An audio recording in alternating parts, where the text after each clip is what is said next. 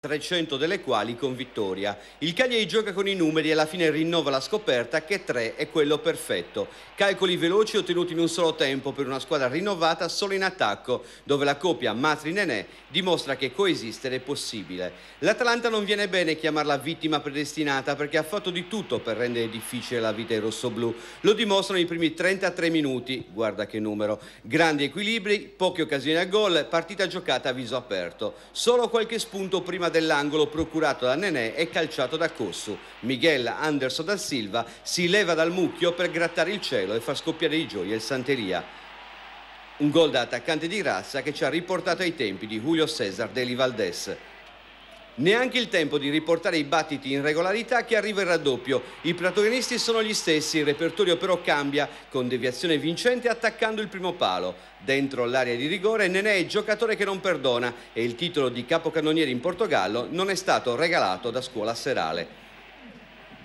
Gli orobici di Conte non ci stanno e il rischio di riaprire l'incontro si stampa sul palo pochi minuti dopo. La punizione di Doni e poi sventata minaccia grazie a Marchetti e al fuorigioco di Valdés.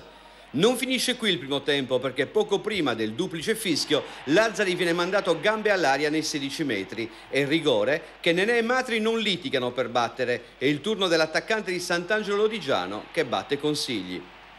I gol finiscono qui ma non la partita che anche nel secondo tempo regala emozioni. Nenè cerca il tris con pregevole tiro a giro che finisce poco alto. Matri non vuole essere da meno, Lazzari considera anche lui, sul primo tentativo ce l'ha ribattuta. Poi il tiro è alto.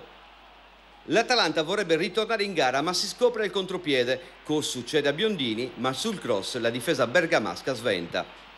Potrebbe essere la giornata giusta per recuperare la Rivei. L'argentino prende il posto di un applauditissimo Nenè e si presenta con una sponda non raccolta. Si rivede su cross di Matri ma lo stop di petto non è tale e la palla finisce fuori. Conti ha l'occasione di provare su punizione ma Consigli è attento. Guarente ci tenta dalla distanza, ma Marchetti non si distrae. Rimane solo da vedere una mezza rovesciata di Barone dopo stop di petto. Ottima la giocata con replica dello stesso valore del portiere nerazzurro.